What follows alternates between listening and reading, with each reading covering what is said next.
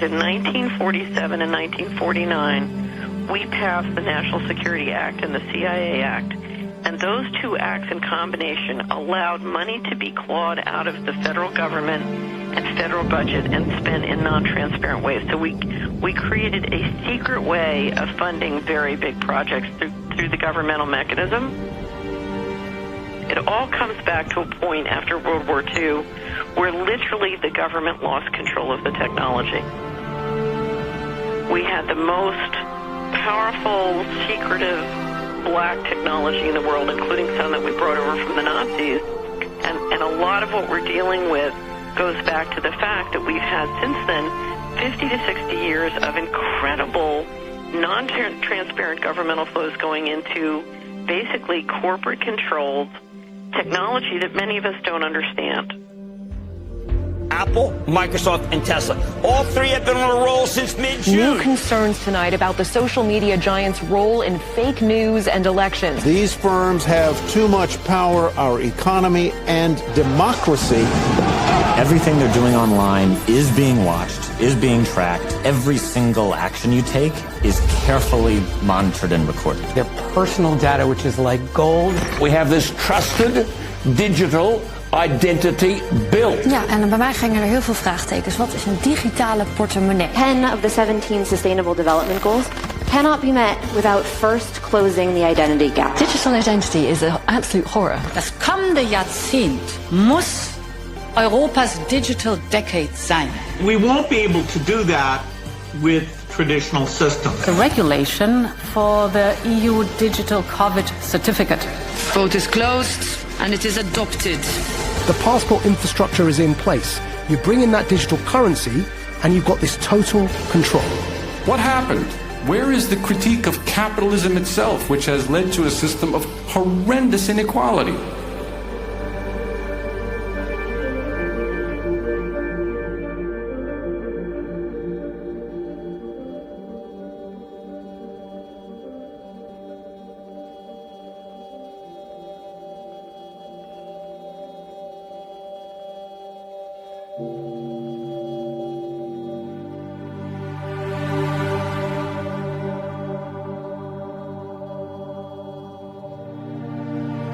Across the globe, our identity is being traded for billions of dollars.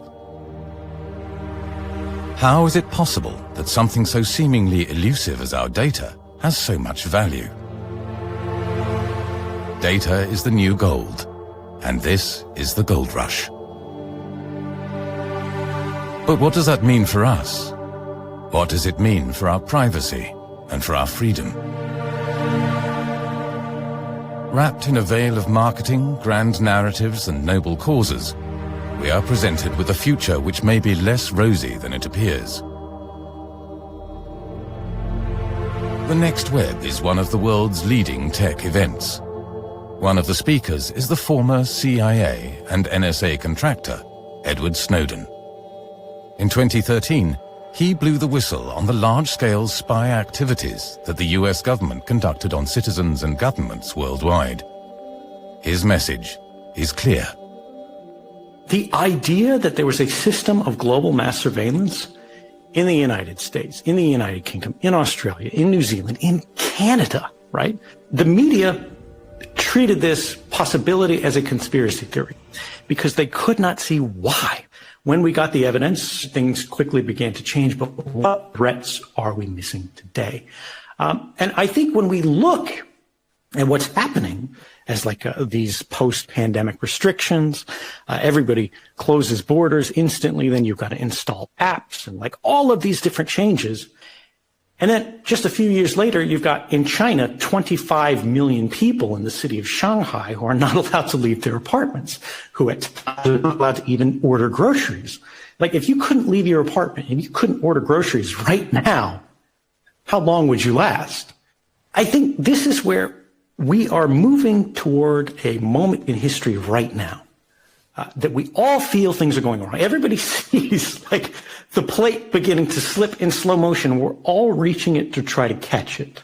But if we had known that plate was going to fall, we would have a better chance to catch it. And I am worried that the plate is going to break.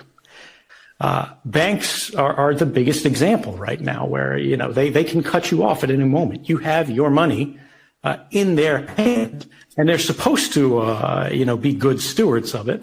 But we have begun to see people dislocated from their accounts because of protest activity, right? Because of the movements they support.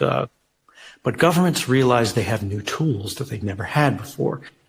When there is such a popularity, when there is such a dependence on a certain structure, on a certain network, how do we leave it? How do we depart it? How do we progress from it? How do we recognize that the system as it exists today is not good enough?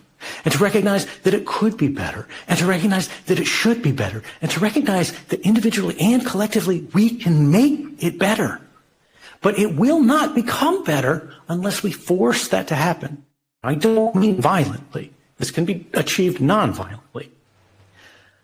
And I think this is both the great challenge and the great hope of our time.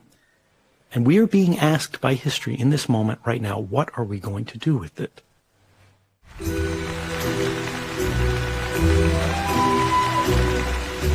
Spearheading these developments is the digital identity. The digital ID industry is a booming business. According to analysts, its potential revenue is $30 billion in 2024, which could rise to $50 billion in 2026. It should come as no surprise that big tech corporations like Microsoft, IBM and MasterCard are heavily represented in the lobby for a global system of digital IDs. Jedes Mal, wenn eine Website uns auffordert, eine neue digitale Identität zu erstellen oder uns bequem über eine große Plattform anzumelden, haben wir in Wirklichkeit keine Ahnung, was eigentlich mit unseren Daten passiert. Und das muss aufhören. Und aus diesem Grund wird die Kommission demnächst eine sichere europäische digitale Identität vorschlagen. Eine, der wir vertrauen und die Bürgerinnen und Bürger überall in Europa nutzen können, um alles zu tun, vom Steuerzahlen bis zum Fahrradmieten. Eine Technologie, bei der wir selbst kontrollieren können, welche Daten ausgetauscht und wie sie verwendet werden.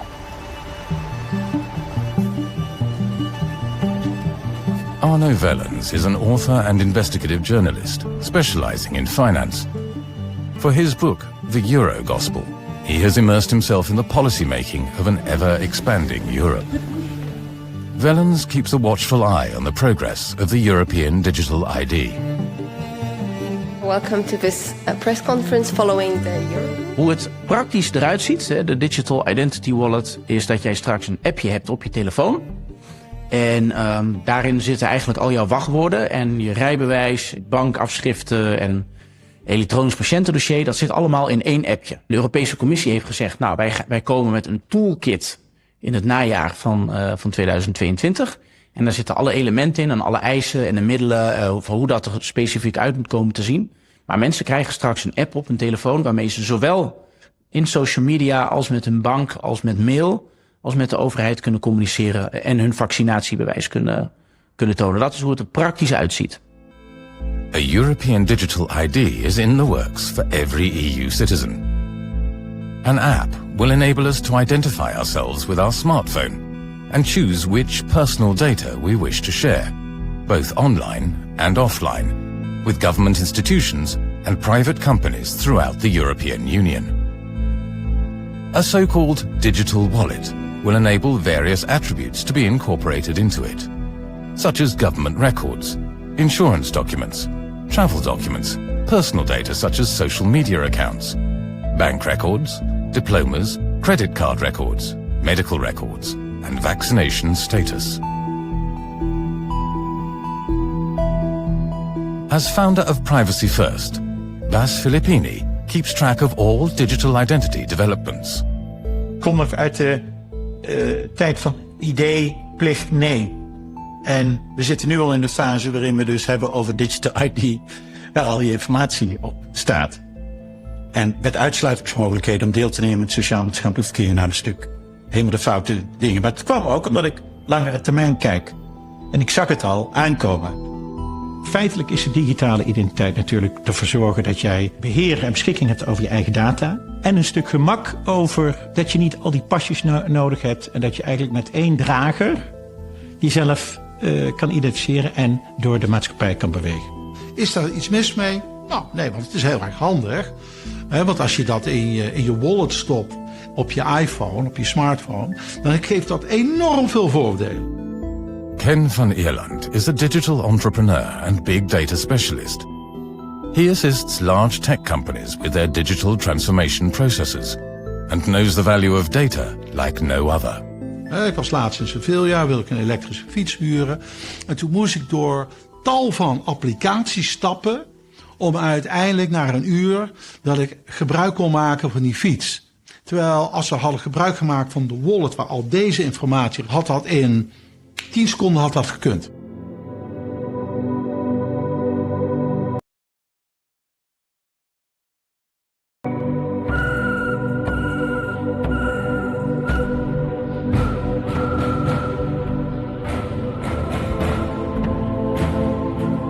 The digital identity gives us a prospect of convenience, security, and economic progress. But at the same time, there are grave concerns, such as here in Frankfurt, where people are worried about their privacy, safety, and freedom.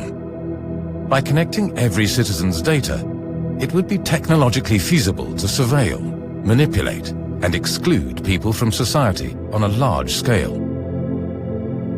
Thus, in the wrong hands, this could become the ultimate means of control. During the 2020 pandemic, we saw how such means can be used to exclude people from society.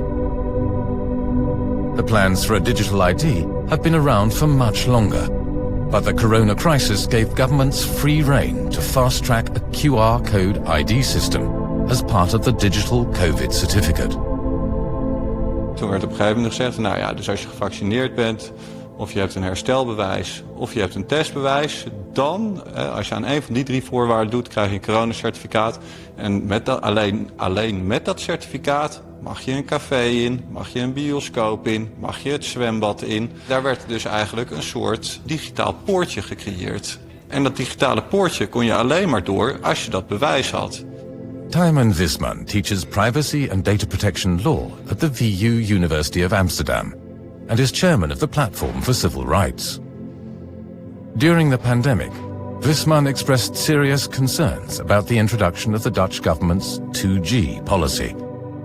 2G meant that only recovered or vaccinated people were allowed to visit public places, such as restaurants, cafes or swimming pools. Daar waar de risico's op besmetting het allergrootst zijn.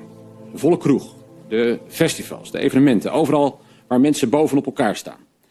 Daar wordt het mogelijk om alleen mensen toegang te geven die gevaccineerd zijn of genezen van corona. Ofwel de 2G-aanpak die we ook in steeds meer landen om ons heen zien. Getest, die 3e G, getest kom je dan niet meer binnen. En het werd dus gestimuleerd om je te vaccineren. En uiteindelijk is er een rapport uitgekomen van de TU Delft waarin werd aangegeven, dit werkt helemaal niet. Maar toch gingen we ermee door. In January 2022, the Technical University of Delft stated that the Dutch COVID pass was not functioning as planned. Their research, commissioned by the Dutch Ministry of Health, showed that the 2G and 3G policies contributed little to prevent the spread of the coronavirus. Je ziet dat mensen bereid zijn om, al is bepaald beleid inmiddels achterhaald door de wetenschap, dat mensen toch gewoon blijven gehoorzamen aan die technocratische uitsluitingsregimes die zijn gecreëerd. Maar je creëert daar wel een hele gekke samenleving mee. Want de gehoorzamen mogen blijven meedoen en de mensen die kritische noten plaatsen, die worden langzaam eigenlijk uit de samenleving en uit de structuren van de samenleving geweerd. En daarnaast maak je dus ook burgers handhavers. Dan wordt nu opeens de burger, die staat bij het voetbalveld te controleren of jij wel je stippeltje hebt in de buitenlucht. Ik vind niet dat je op zo'n manier een samenleving moet inrichten. Ik vind de QR-samenleving een fundamenteel verkeerde keuze.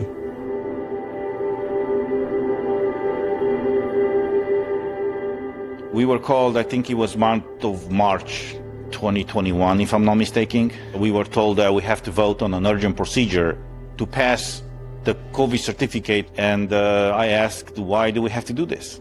Because an urgent procedure means that we will not have debate, we will not have access to many informations, there will not be a lot of discussions, we will just vote on something that we don't see. I don't feel comfortable, to vote on something that I don't know.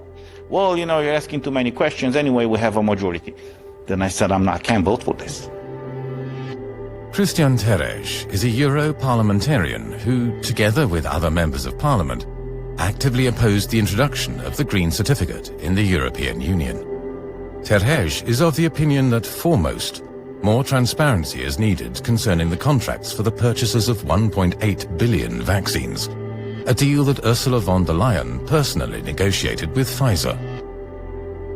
The European Court of Auditors also requested an explanation, to no avail. It wanted to know how the contracts came about, on the basis of what scientific evidence, and of what conditions.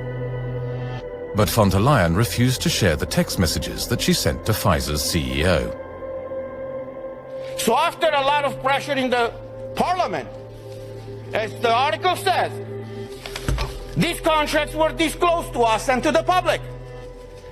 And I want to show you some of those pages.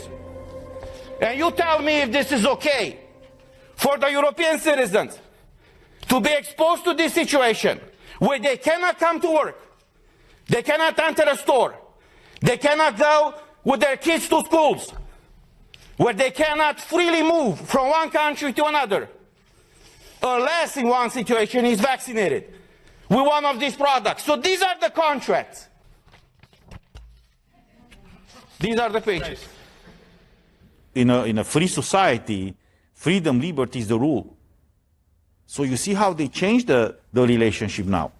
Now, in order for you to freely move, you have to explain or you have to show certain things in order to have the privilege to freely move. But COVID is an infectious disease, right? So it's... Well, it is. But everything that they've done had nothing to do with COVID. COVID was just a pretext. But what I know for a fact from different sources inside of the European Commission is that even before the Green Certificate was approved initially by the European Parliament, the Commission was already talking to certain companies, to build up the infrastructure. And here is mine. So everyone who is fully vaccinated or tested negative or has recovered from COVID can get one.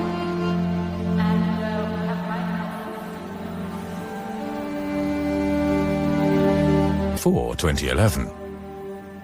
The OECD, an organization with 38 member states, set up to stimulate economic progress and world trade, wrote a report that advised governments to adopt a digital ID strategy. And in 2017, the European Commission released its first action plan for the creation of an e-government, with a digital ID for all Europeans.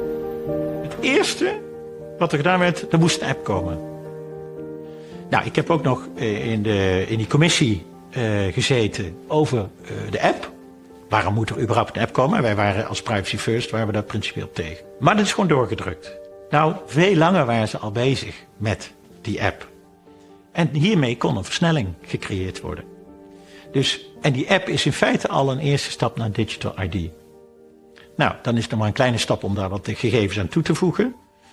Dat gaat natuurlijk van kwaad naar erger. En zo is in feite COVID misbruikt als een soort social credit systeem, ook meteen binnen die app. Want je werd uitgesloten als je niet het juiste gedrag vertoonde. Maar mensen zullen altijd zeggen van, we leven toch in een democratie. Een we hebben dus gezien, systeem zal hier nooit komen. Nee, maar we zien al dat we erheen gaan. En ik vind de COVID-pas was stap 1 binnen een democratie. Hoe ver je eigenlijk al kan gaan. The Green Certificate kind of educated people to use a QR code to show that they were vaccinated when they entered a store. Now you have the digital wallet. They say right now that it's not mandatory, right now. But they might pass a law, for example, that will say, well, it's not mandatory, but if you don't have it, you cannot do certain things.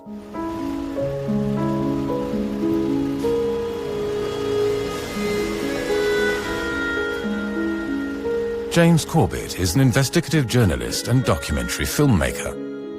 In his renowned documentary, How Big Oil Conquered the World, he shows how, worldwide, sovereignty is increasingly being lost to technocratic forces. According to Corbett, we are entering a new era of extensive governmental control. There are different paradigms that we enter into as history unfolds and as different events take place. And I think for the past couple of decades, certainly the terrorist events of September 11, 2001 was used as one of those paradigms of control of society and was used as the excuse for the implementation of all sorts of measures that would not have been doable, really, without that justification, that presumed justification. In response to the attack on the Twin Towers on September 11, 2001, George W. Bush signed the Patriot Act, a controversial bill that would make it easier for the American intelligence agencies to surveil and eavesdrop on citizens on a large scale. The act was to be temporary, but this act has been extended to date in modified form and also has implications for American companies beyond the national borders of the US. Today we take an essential step in defeating terrorism while protecting the constitutional rights of all Americans. With my signature, this law will give intelligence and law enforcement officials important new tools to fight a present danger. What we have seen over the past couple of years is the rollout of the next iteration of the paradigm of governance for the planet, which is the biosecurity paradigm. It is now not in the name of some turbaned boogeyman hiding behind some corner who wants to blow you up. Now it's the virus that's hiding behind some corner and wants to infect you. And one of the obvious techno-solutionism answers to this problem is the COVID passports, the vaccine certificates. The specter of this was floated almost immediately in the wake of the lockdowns and other things that we saw in March of 2020. So the vaccine passport becomes the Trojan horse to the digital identification. Once people get used to the idea that they're going to have to present their vaccine passport in order to be allowed to travel to a different country, or even to travel to a different region within their own country, or even to go shopping, then it isn't a large step to say, okay, well, now we are going to implement that exact infrastructure for all access to all government services, access to leave your home, and people will be more willing to accept it. So it seems that the COVID pandemic has opened the doors to a new era. An era in which control and surveillance are facilitated and further normalized. A digital ID, to which all our data is linked, seems to be the ultimate means to this end. But the question arises, where does this push towards the centralization of our data stem from? And whom does it benefit? Er zijn twee redenen om dit te willen. En de ene kant is omdat er handel zit in jouw data. Want als al jouw data aan elkaar gekoppeld zijn, dan kunnen analisten die kunnen kijken wat jij allemaal uitgeeft, hoe jij te beïnvloeden bent. Er zijn mensen die jouw bestedingspatroon en jouw eetpatroon willen koppelen aan medisch onderzoek. En dat heet een European Union Dataspace. En daar zitten gewoon alle gegevens van mensen in. En al die plannen liggen er al. Daar zit een hele industrie achter. De bedrijven die appjes bouwen bijvoorbeeld. The French defense and tech company Thales is one of the corporations that is involved with the development of the EU digital wallet. Hello everyone, meet Lucy, student in psychology. And me, her digital ID wallet issued by the government to offer a wide range of identity services. In fact, I'm a handy way of proving and protecting her identity both online and face-to-face. Let's have a closer look at what I can do. I can help governments to better communicate with citizens. Right now, I'm reminding Lucy of the appointment she needs to schedule for her mandatory vaccination.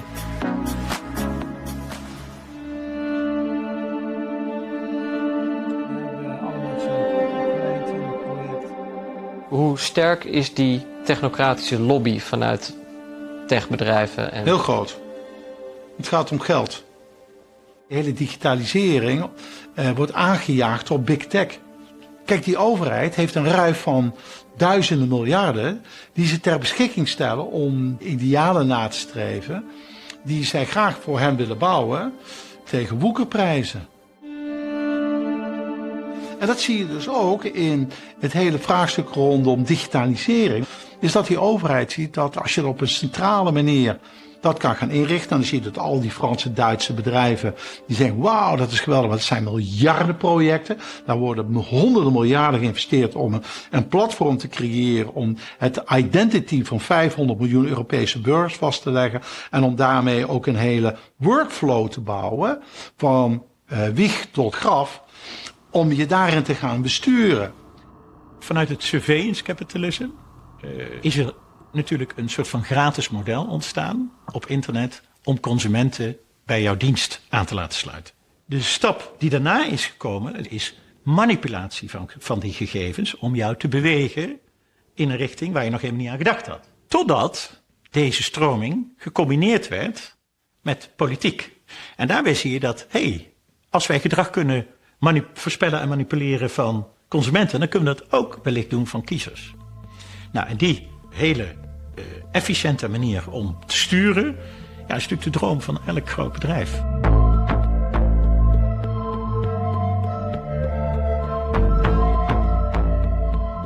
I think we can see the drive towards a digital identification coming through a number of groups that are identifiable, that have identifiable memberships. You could look, for example, to ID 2020 Alliance and its founding partners, including Microsoft and Accenture and the Rockefeller Foundation and Gavi, the Vaccine Alliance.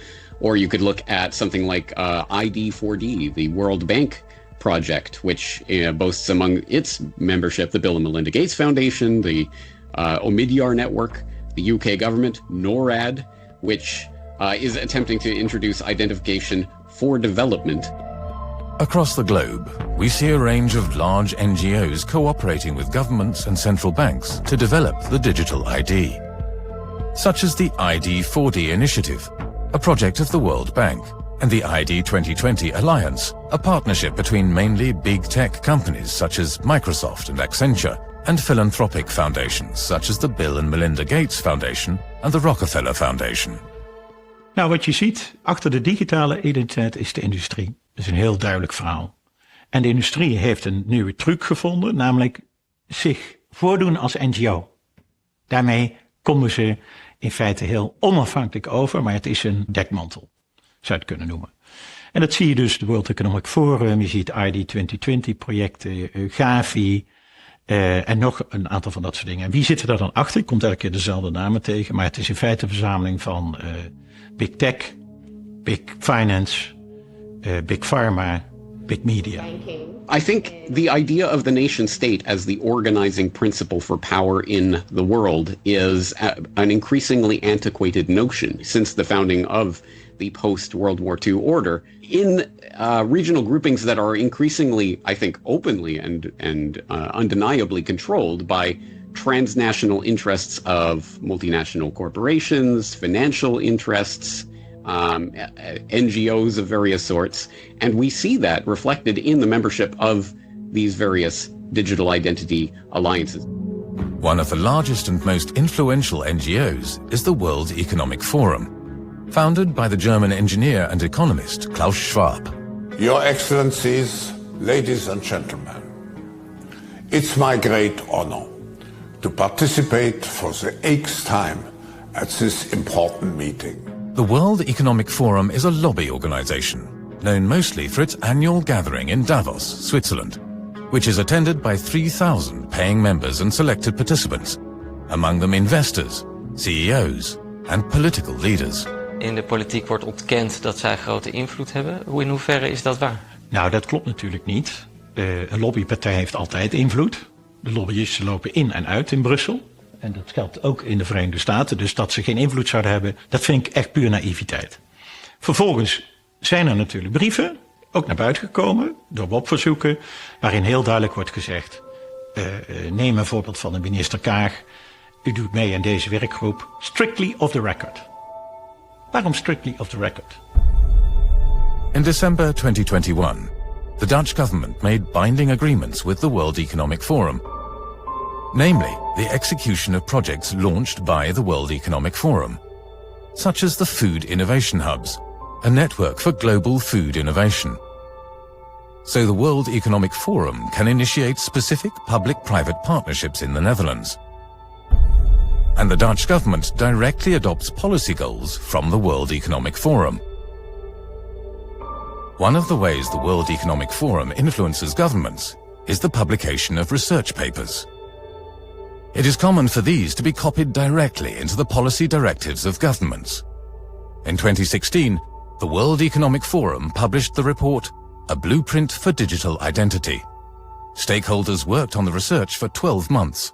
Among them, ID 2020 Alliance, the Bill and Melinda Gates Foundation, MasterCard, Visa, Deloitte, the ING Bank en de Dutch Civil Service, DigiD. Uit hun jaarrekening blijkt dat ze elk jaar zo'n 370 miljoen euro krijgen. En daarvan gaat 40 miljoen euro op aan die conferentie waarbij al die mensen klimaatneutraal met hun privéjet naar Davos vliegen. En de rest gaat gewoon op aan het maken van die rapporten.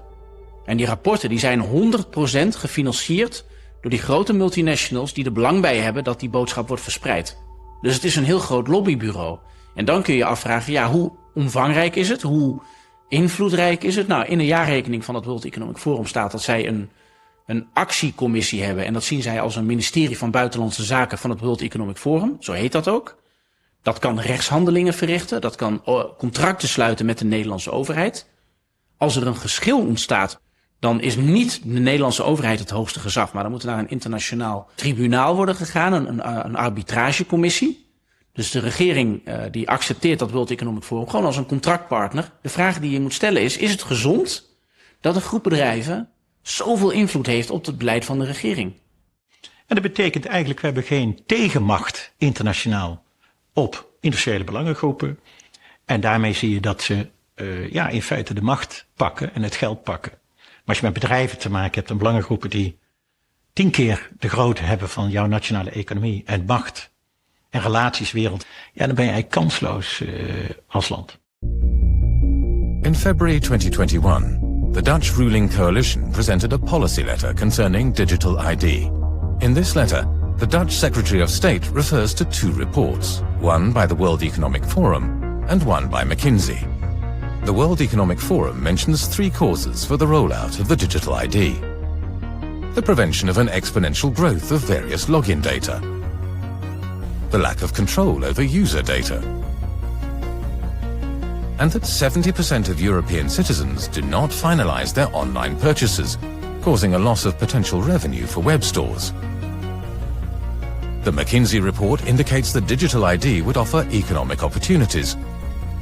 But this is based on research done in various developing countries, such as Nigeria, India and Ethiopia. So in the end, its economic rationale appears flawed. Die webwinkels, Amazon, bol.com, en hun lobbyisten, die hebben berekend via een Deens bedrijf dat er voor $4 triljoen per jaar aan impulsaankopen niet doorgaat. En dat komt als jij op je telefoon zit, als jij een reclame ziet, dan gebeurt het heel vaak dat mensen moeten inloggen. Ze moeten een paar stappen doen vanaf het zien van de reclame tot de daadwerkelijke betaling waarmee de koop definitief is. En dat zou makkelijker gaan als wij een digitale identiteit hebben die gelijk is op al onze devices. En dat is de enige economische wetenschappelijke onderbouwing die de regering aan de Nederlandse Kamer kan presenteren.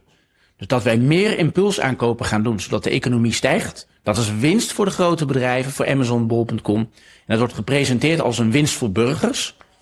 En daarom wordt dat gedaan. Ik heb het idee dat we steeds minder democratisch worden. Dat het democratisch gehalte van de Europese samenleving steeds meer ten doel komt van een kleine groep. En dat we democratisch niet meer gehoord worden, dat er voor ons beslist wordt door mensen die niet democratisch gekozen zijn. Mevrouw van der Leyen is benoemd en is niet gekozen. Frans Timmermans is niet gekozen, die is benoemd. Dus al die mensen, al die commissarissen die er zitten, ook die grappenmaker, die voormalige CEO van Atos, die benoemd is tot Eurocommissaris voor digitalisering, is gewoon benoemd. En die mensen die bepalen wel ons leven. Dat is gevaarlijk.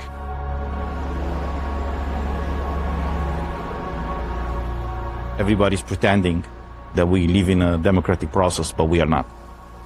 We have some people in power, usually unelected people, unelected bureaucrats, who are not answering to anybody. On top of that, they are lacking any kind of transparency.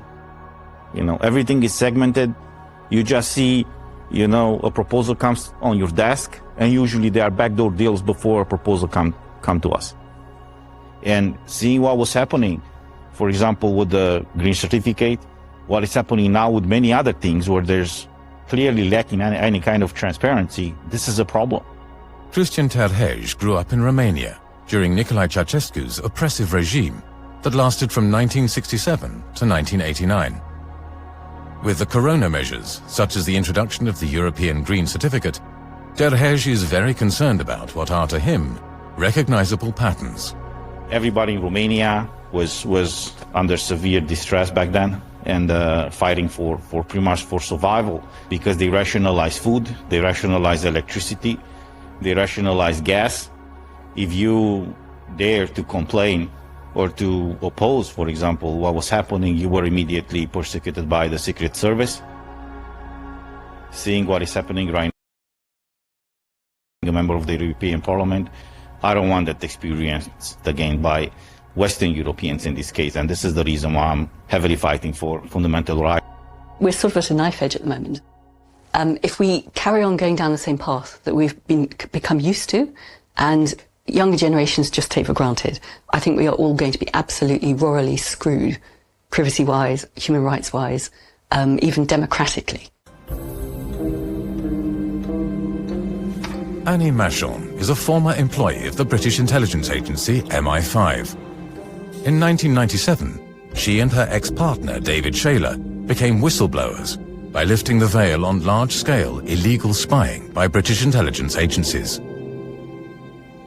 Among other things, David Shayler revealed to the newspaper The Mail on Sunday that in 1996, the British Secret Service paid £160,000 to various terrorist organizations with the goal of assassinating Muammar Gaddafi, then leader of Libya.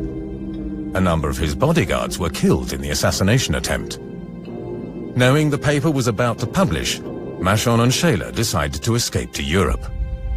If you're travelling around Europe and you know that MI5 and the secret police are hot on your trail, because we've been on the inside, we knew all the tricks of what they could do in ATMs. You couldn't book hotel chains because they could find out through those systems. So it's very much a case of just getting on a train with no warning, not prepaying for any tickets, disguising ourselves. So we keep moving around all the time. After what Machon had seen and experienced, she became an author, activist, and public speaker. With her knowledge of data security, she fights for more privacy and security online. What we are effectively facing to our lives online are a number of key threats. One, of course, is the intelligence agencies, the sort of state-level national actors that have this panoptic power to scoop up all our information globally. There's also the other threat from corporate spy companies. I suppose the most notorious over the last few months was something called Pegasus. Pegasus is spyware developed by the Israeli cyber defense company NSO Group. It is capable of being remotely installed without a trace, for instance via a missed call on WhatsApp, and offers complete access to every smartphone or computer. Pegasus was used for spying on activists, journalists, and political leaders from various countries across the globe, and is still being used worldwide to this day. And then I think the third vulnerability for us when it comes to privacy, we the people living our lives online, would be what I call the data farming, the data harvesting, which is what the big corporations do. They monetize our data. I mean, most people are aware of that aspect. But the sheer extent of how that's only become more obvious to some people over the last few years. In March 2018, the social media platform Facebook landed itself in hot water after sharing its users' personal data on a large scale. In collusion with British political consultancy Cambridge Analytica, the personal data was used to manipulate the 2016 US presidential elections and the Brexit referendum, with highly specific targeting and misinformation. Tonight, Mark Zuckerberg once again facing skeptical lawmakers. pushing him on Facebook's failure to protect its users' private information. It seems as though you turned a blind eye to this, correct? Congressman, I disagree with that assessment. Never before in his large scale. And so authorities agreed that this should never happen again. The other issue around the spies and the corporate spies is they can't even protect their cyber weapons that they used to do their spying with, which means that they can fall into the dark web and be used by criminal hackers. So you have a situation where even the CIA and the NSA cannot protect their own classified information. And that's why I would suggest that things like digital ID is counterintuitive to everything I've been talking about for the last 25 years. Because effectively what we're doing is we're handing over, for convenience, the concept of our personal identity. You can just plug into all your government services and they say it's going to be private, but can they guarantee it? Because who is going to own the hardware on which it's stored? Who is going to run the software which runs it and organizes it? Who is going to own the infrastructure, even the fiber optic cables going across the Atlantic or across the Pacific? So I don't trust our governments or our institutions to be savvy enough to protect that sort of very private information, which will be our whole scope of us online, and do it in a meaningful manner. Our data has never been safe online. History teaches us that it is nearly impossible to protect citizens from hackers, corporations, and governments themselves. And yet we are meant to believe that the digital ID will offer a safe solution for all our centralized data. Je hebt straks één plek waar alle digitale buit zit samengebald. Dus je hebt één slot, de vos, die moet maar één slot openbreken en dan heeft hij alle kippen bij elkaar. Alle digitale kippen. En dat is een enorm gevaar hiervan. Privacy is an important aspect of our online security. But as soon as money is linked to the digital ID, it becomes a completely different story. If it were possible to exclude people from the payment systems, then this could be abused as the ultimate means of control. Then a so-called social credit system doesn't seem so far off. Since late 2020, more than 100 central banks worldwide, among them the ECB and Federal Reserve, have started extensive research into the development of a CBDC, a central bank digital currency. A digital currency issued by the central banks. In countries including Canada, France, Saudi Arabia and China, pilot projects have already started. And in Jamaica and the Bahamas, the CBDC is already being issued.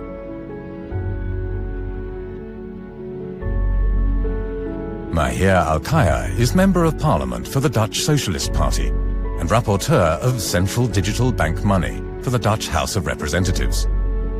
Ever since he became a parliamentarian, he has fought for more expertise regarding digital money. Now that the central bank digital currency is on the horizon, he is concerned about the technical decisions made by the ECB. Het ontwerpen van munten en biljetten, dat was tot daaraan toe, maar het ontwerpen van echt het digitale geld, dat heeft echt verstrekkende consequenties. Moet dat ook zomaar kunnen, door onbekende technocraten achter gesloten deuren. Central bank digital currencies, of eigenlijk in het geval van Europa de digitale euro, dat zijn digitale munten die zijn ontworpen en die worden uitgegeven door de centrale bank. Op dit moment kennen we al digitaal geld. Hè? Dat is vooral uitgegeven en ontworpen door commerciële instellingen, commerciële banken vooral. Wat we tegemoet kunnen zien zijn diensten en digitale munten uitgegeven door de Europese Centrale Bank, waar commerciële banken niet meer voor nodig zijn. Kopia George is a professor at the University of Cape Town and director of the UCT Financial Innovation Lab. As a consultant, he works with central banks worldwide in the development of central bank digital currencies. Central banks are very actively coming together under the umbrella of the Bank for International Settlements, the central bank of central banks, which has launched a financial innovation network, and they have sort of different fintech hubs in different jurisdictions around the world. And so in this forum, we are developing now this new infrastructure.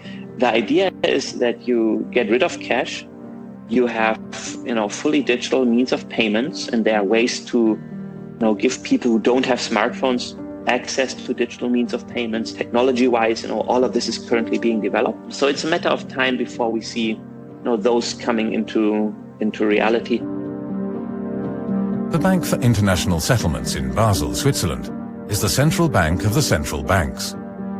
At its innovation hub, it is working hard to roll out the central bank digital currency. Agustin Carstens, the general manager of the Bank for International Settlements, released a video statement in October 2020 that raised a lot of eyebrows. We tend to establish the equivalence with cash, and there is a huge difference there. For example, in cash, we don't know, for example, who's using a $100 bill today. We don't know who is using a 1,000 peso bill today. A key difference with the CBDC is that central bank will have absolute control on the rules and regulations that will determine the use of that expression of central bank liability. And also we will have the technology to enforce that. Those two issues are extremely important, and that makes a huge difference with respect to what cash is. Carsten says that central banks desire absolute control over how the money can be spent. This implies a huge level of control. You have to understand that the Bank of International Settlements was created, and the primary reason it was created was not the stated reason. The primary reason it was created was to create a bank that had sovereign immunity. And since the Hague Convention, they have figured out ways of extending that sovereign immunity around the planet and combine it with sovereign immunities that other organizations have been able to build and get, like the WHO and the UN. And you've created a breakaway civilization that thinks it has sovereign immunity from all national constitutions and basic laws. Catherine Austin Fitz is an American investment banker, formerly the managing director of investment bank Dillon Read. She was also Assistant Secretary of Housing for the Bush administration in 1988. They have been pushing towards a system that will make the economics of total central control work for them. That's what you have to understand.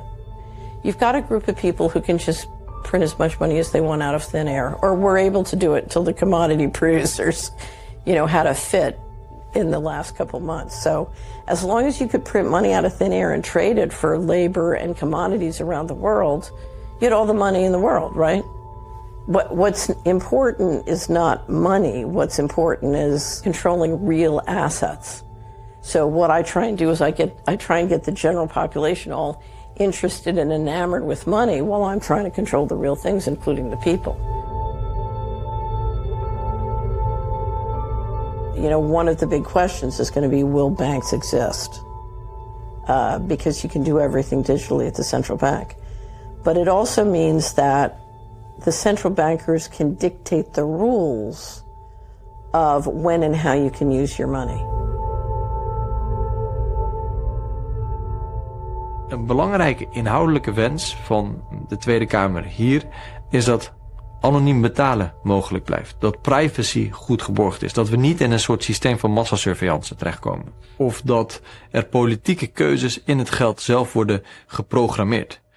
En de Europese Centrale Bank is hier op dit moment mee bezig. En de Europese Centrale Bank heeft ook laten zien dat zij politieke doelen nastreven. Ook al zijn ze op papier onafhankelijk en dus ook door ons, volksvertegenwoordigers, dus niet te controleren. Ja, een van die politieke doelen is bijvoorbeeld het tegengaan van klimaatopwarming. Lex Hoogdown teaches economics at the University of Groningen and is former managing director of the Dutch Central Bank. He says this is a trend that has been going on for a while. Als je ziet waar speeches van de ECB-directieleden, die gaan heel vaak over klimaat en niet over prijsstabiliteit. Dus ook de focus is daarmee ook wat weg van prijsstabiliteit. Climate change is one of the biggest economic risks confronting Europe this century. And the rest of the world for that matter. Maar het wordt vrij eng als dat in het geld zelf wordt geprogrammeerd. Dan kun je dus te maken hebben met bijvoorbeeld zoiets als een CO2-budget. Wat er nu al is voor het bedrijfsleven. Maar dat zou straks ook maar zomaar kunnen zijn voor huishoudens. Als jij bijvoorbeeld te veel gas gestookt hebt thuis, dat jij niet meer benzine kunt tanken, omdat jij al aan je CO2-limiet zit. Je ziet nu al dat er in Nederland 2 banken zijn die zeggen, wij gaan op uw bankrekening gaan we ook zeggen hoeveel CO2 uitstoot de producten die u heeft gekocht, gaan die met zich meebrengen. Dus het kan zich ook lenen voor het bij elkaar brengen van allerlei data waarvan de overheid gebruik kan gaan maken in het beleid dat ze wil gaan voeren. Ja, dan gaan we naar een wel heel sterk centraal gestuurde economie waarin een persoonlijke vrijheid door het putje dreigt te gaan. For some time now, the Dutch banks ING and Rabobank have been working on a payment system that can keep track of the carbon footprint of their customers. And in 2019, MasterCard introduced the first credit card that automatically blocks itself when a set carbon emission quota is exceeded. Since then, we've seen banks across the globe developing such payment systems in partnership with tech startups. Barbara Baarsma, CEO of the Rabo Carbo Bank, advocated on Dutch radio for a carbon budget for each Dutch citizen. Als we nou eens iedereen, laten we beginnen in Nederland, die uitstootrechten verdelen en dat elk huishouden of elke burger een hoeveelheid uitstootrechten krijgt, zodat we opgeteld niet meer uitstoten dan onze grens. Vervolgens kunnen we, het zit in een carbon wallet, kan je dat noemen. Kan je het bijkopen? Ja, en dan kan je, als ik wil vliegen, koop van iemand die niet gaat vliegen, omdat hij daar bijvoorbeeld geen geld voor heeft. Die verkoopt aan mij zijn carbon uitstootrechten en krijgt daardoor een beetje meer geld. So Baarsma advocates for a transferable carbon budget. But critics warn that such a system could result in ever more inequality. Je zou activiteiten die, als je dan wil gaan vliegen, dan kun je verplicht worden om CO2 te compenseren bijvoorbeeld. En dan wil je dat niet, maar dan gaat het automatisch van je rekening af. Dat soort dingen kun je allemaal digitaal inbouwen. De mogelijkheden zijn eindeloos. En daarmee is je democratie en je recht op bezit, waarbij jij jezelf iets hebt opgebouwd en dat jij rechten afstaat aan de overheid om iets te doen met een stukje belasting bijvoorbeeld, dat is weg. Alles wat jij verdient is zichtbaar, belastbaar en programmeerbaar voor overheden en centrale banken. Er zijn mensen die zeggen, digital currency kun je ook heel goed gebruiken. Daar kun je gewoon de rente op negatief op zetten. As soon as all payments run through a central bank, it could be possible to reduce interest rates to below 0%. Annual reports of the ECB show this to be a recurring topic for discussion. De centrale bank die heft dan belasting, vermogensbelasting eigenlijk, op jouw spaartegoeden, kan dat naar eigen inzicht uitgeven. Het is voor jou een last, hè? Als jij negatieve rente hebt, dat is gewoon geld dat van jouw rekening afgaat. Nou, dat gaat naar een andere instantie toe. Dus de centrale bank had altijd een heel beperkt en duidelijk mandaat. Maar die centrale bank die wordt steeds politieker en politieker en politieker. En die eigent zichzelf het recht toe om belasting te heffen. En dan krijg je dus een situatie dat je belasting heft zonder democratische verantwoording. Dat is geen vooruitgang. Dan ga je terug in de tijd. To me, there's no more important issue because without a national sovereignty, you're going to lose individual sovereignty. So this war is going to come down to individual and national sovereignty. And with it, can the central bankers implement taxation without representation? And of course, their way to do it is to end currencies with, they call it a currency, CBDC, but it's not a currency, it's a control grid. It's a control grid that will permit them to run things centrally with AI and software and to tax without representation. And if they get their way, they will destroy not only all national sovereignty, they'll destroy all individual sovereignty. Het bestaan van contant geld zorgt ervoor dat niet in digitaal geld voorgeprogrammeerd is dat die negatieve rentes automatisch van kracht kunnen raken, omdat iedereen dan altijd nog de mogelijkheid heeft om het geld contant op te nemen. En dat is een belangrijk goed, die keuzemogelijkheid. In recent years, the use of cash has seen an enormous decline. In 2021, research carried out by the Dutch Central Bank showed that before the pandemic, 32% of all purchases were made using cash. During the pandemic, this dropped to a mere 20%. Brett Scott is an author and self-described financial hacker. In search of material for his books, he has immersed himself in the world of the City of London. In his most recent book, Cloud Money, he writes about the war on cash and the dangers of a cashless society. Many big players for quite a long time have been engaging in this war on cash, trying to push you away from the cash system slowly but surely. But when COVID came along, they really used COVID as an excuse to accelerate that process. A good example is the example of Visa and the NFL, actually. So Visa entered into the deal with the NFL to make their Super Bowls go cashless in 2019, before the pandemic, but they implemented it in 2020. And the narrative that was built around that was that it was because of the pandemic. In reality, though, major health bodies like the Robert Koch Institute in Germany, which is a preeminent health research institute, have come out and said there's no connection between cash and COVID. In fact, they've pointed out that things like self-checkout touchscreens and the PIN pads of these card terminals are a greater threat of spreading COVID than cash is. And what's really interesting is that in places like London right now, a lot of these big retailers use it as an excuse for quote-unquote going cashless. But now a lot of the other COVID regulations have been dropped in places like London. You don't have to wear a mask anywhere, and yet the retailers are still claiming that cash transmits COVID, and they're still using it as an excuse to stay with these digital payment systems. And it starts to essentially shame people for using the cash system. But if you think about it, the cash system is the only thing that stands between you and corporate domination of the payment system. Als commerciële banken dan ook nog eens allemaal geldautomaten gaan weghalen, bankfilialen gaan sluiten en ook nog eens, dat is een laatste trend, geld in rekening gaan brengen bij mensen die contant geld willen opnemen, ja, dan wordt het nog onaantrekkelijker dan het al was, dat contante geld.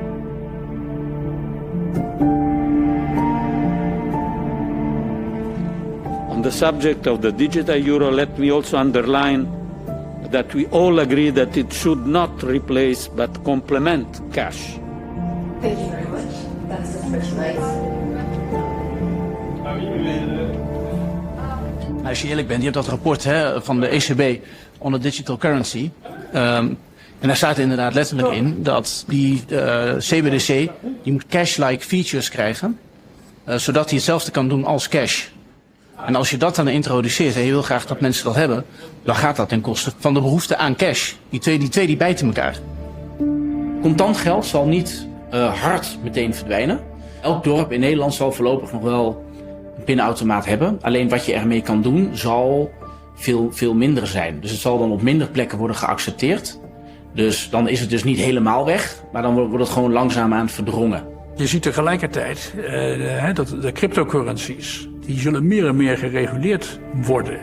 Dus als er op een gegeven moment geen alternatief is voor het geld van de centrale bank, ja, dat is toch een gevaarlijke wereld als de macht in verkeerde handen komt. Daarom is het ook goed om er nu al bewust te zijn van wat we hier aan het creëren zijn. En ons niet zeggen van ja, dit gaat maar om iets kleins enzovoort. Als er eenmaal is, ja, dan is veel moeilijker om er dan nog greep op te krijgen.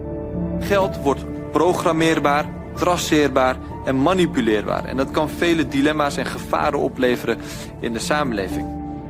Het is heel moeilijk voor volksvertegenwoordigers, zoals ik, om een precies beeld te krijgen waar ze nu achter gesloten deuren mee bezig zijn. Wij hebben hier in Nederland, na veel aandringen van de regering, een standpunt gekregen over de digitale euro. Eén van die punten is dat ook de Nederlandse regering, dus niet alleen het Nederlands parlement, maar ook de regering is van mening dat de digitale euro niet programmeerbaar moet zijn. Maar het Europese proces en de Europese bureaucratie werkt zo dat dat nog niet automatisch lijkt van alles besluiten als Tweede Kamer. Maar als je dit soort ingrijpende beslissingen überhaupt niet meer overlaat aan democratische besluitvorming, maar dat het ergens in de achterkamers wordt besloten, dan maak je de democratie zelf minder relevant. Op dit moment worden de belangrijke beslissingen genomen. Alleen niet in de openbaarheid, achter gesloten deuren.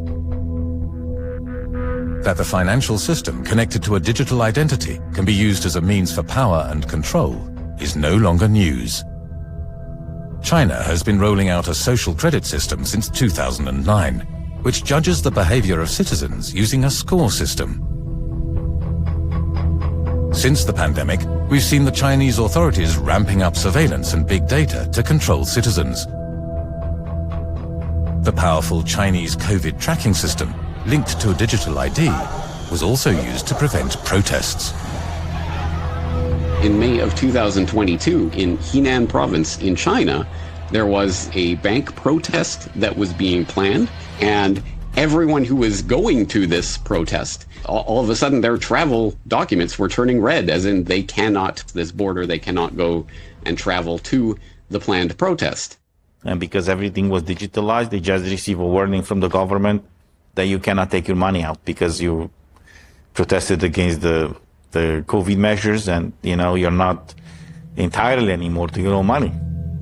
The way the social credit system works is that if Chinese citizens behave in a manner deemed inappropriate by the authorities, they lose points and are automatically blacklisted, losing them certain rights and privileges. These far-reaching systems of control that impose travel restrictions on citizens or freeze bank accounts were, until recently, something that could only occur in authoritarian regimes. Until 2022, when the bank accounts of protesting citizens were also blocked in Canada. Je had in Canada wat protesten tegen Trudeau, tegen de premier. En dat waren truckers, die waren het er allemaal niet mee eens met een bepaald vaccinbeleid. Dus die gingen ook wat blokkeren. En was er een crowdfunding gestart om die truckers wat te helpen, zodat ze ook bij een blokkade eten kregen en een dekentje en weet ik wat. Toen heeft de regering gezegd van wij zijn het niet eens met zo'n crowdfunding. En die hebben toen rekeningen van mensen geblokkeerd. En ook bepaalde crowdfunding sites gewoon ongeldig verklaard. In an attempt to end the blockades in Ottawa, Canadian Prime Minister Trudeau used an ultimate means of power, the Emergency Act from 1988. This enabled the government to block the bank accounts of the truckers and their sponsors. Canadians perceive this action as a power grab by a totalitarian government. Due to heavy criticism, Trudeau was eventually forced to unfreeze the accounts. But it did show that even in a Western democracy, the digital financial system can be used as a far-reaching means of control.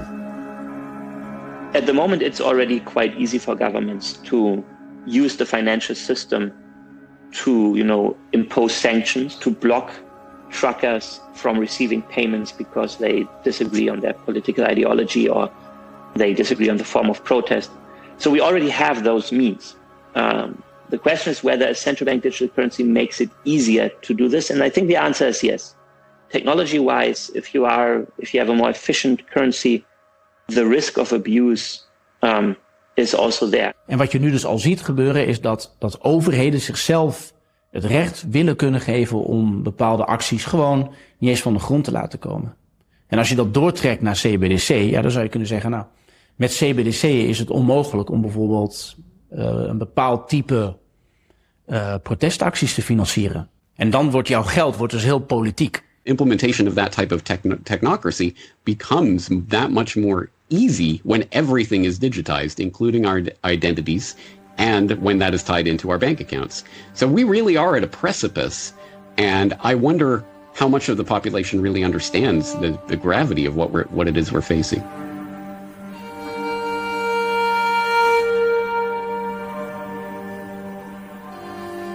And unfortunately, there are no proper safeguards yet to avoid something like that. We receive assurances from Commission and from others that something like this will not happen, but I don't buy that. Because here's the problem. When you create a law, you have to think at the worst case scenario. You never know down the road, after the law is passed, who's going to come in power and use that law in a bad way. If things were to go badly and a government be elected that is more draconian, more authoritarian than we have been used to in the West since World War II, then that means that our digital ID will be wide open to abuse, to surveillance, to predation, and, potentially, as the Nazis did, arrest and deportation. It would make it so much easier for any ill-minded government to do that in any of our countries. This is exactly as it happened in communism. In Marxism, they said, no, people do not have rights. They have privileges granted by the government.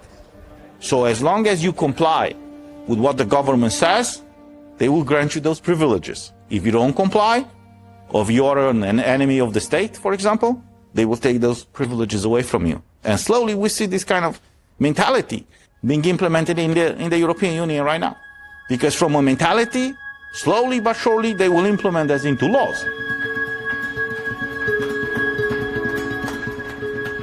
And that is the ideology of technocracy, which is essentially a quest to transition humanity from the beautiful, messy state of organic nature into humanity 2.0, where everyone will be tracked, traced, and databased everywhere they go at all times, and can then be fed into algorithms which will be able to determine the best course for society.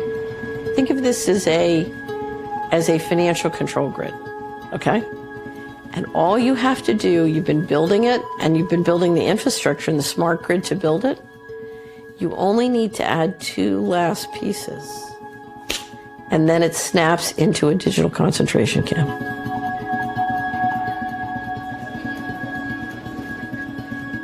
The problem is these people behave like they are gods, that we have to trust them and we should not question them just because they are in power. Well, because they are in power, we have to question them. Because power corrupts. Power anywhere corrupts.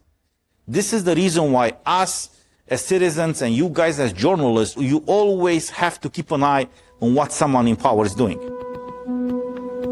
Als je kijkt naar de relatie tussen burger en overheid, ik vind dat het een burgerplicht is om een overheid te wantrouwen. Dat is eigenlijk het hele idee van democratie. Maar wij hebben op dit moment al een samenleving en een architectuur gecreëerd waarin dat wantrouwen wordt georganiseerd richting de burger.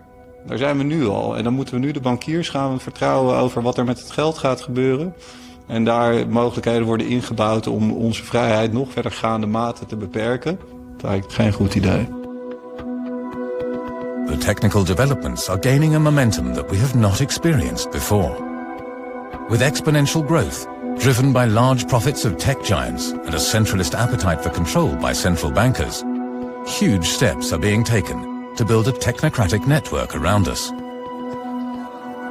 The democratic process seems barely capable of keeping up with these developments, and our freedom and privacy are at stake.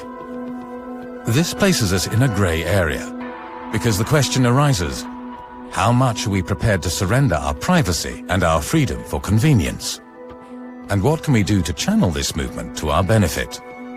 I think people need to start looking for and leveraging all of those things that they can do to detach themselves from a system of technocratic control. And what that means in specific terms, I think, is creating and fostering communities of interest where people will be able to voluntarily and independently choose to come together to interact on the things that they want to accomplish, rather than being put into systems where you have no choice. You are simply another cog in the machine that is being constructed.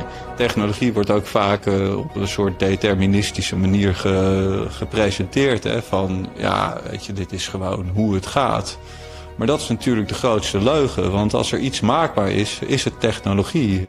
Maar je kan wel degelijk, in de fase van het ontwerp van die technologie, kan je fundamentele keuzes maken. En op basis van die fundamentele keuzes kan je ervoor zorgen dat bijvoorbeeld de privacy van burgers beschermd blijft.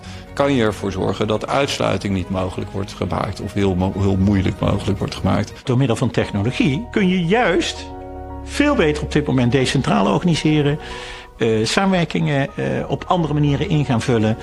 En de technologie ten goede gebruiken om meer vrijheid, meer vertrouwen en meer liefde in de samenleving te bewerkstelligen. We moeten wel naar verandering. En daar staan we ook op het punt, maar we kunnen naar een hele positieve verandering. Ja, en die komt vanuit onszelf en niet vanuit geld, macht en ego. You know, if tomorrow everybody woke up and said, I'm going to pull all my money out of every systemically important bank, there would be a revolution tomorrow. It would be fabulous. So the first thing we can all do is, for God's sakes, take the system analog as much as you can. So whether it's using cash or getting rid of your smartphone, just get out of the digital system. You should be asserting your right to use cash. You should be challenging any shop owners that prevent you from doing it. You should also be challenging any authorities that prevent you from doing it. So for example, in Amsterdam, the tram system will prevent you from using cash. Many places will prevent you from using cash. You should be standing up against that, saying, hey, this is actually not a good move. This is not in our interests. And even if you think it might save, a bit of time and so on, in the long term, this is bad for our economic system. So obviously that means a rejection of systems that try to catalog and reduce human nature down to a digital ID, a biometric face scan or fingerprint or something along those lines, and more towards natural, organic, lived humanity of face-to-face interactions. We are clear, and the call for a new system and a new form of society is greater than ever before. But the question is whether this should be a centralist, tech-driven society, or whether we can use this technology to work together in a decentralized way for a sustainable world, with guaranteed privacy, self-determination, and freedom. Do you believe they will eventually succeed? No, I think they're going to fail. I really think they're going to fail. You cannot run a complex system with this much top-down control because it's going to break down and it's going to make a mess. It's too antithetical to how intelligence and resources work on this planet. It's just simply incompatible with life.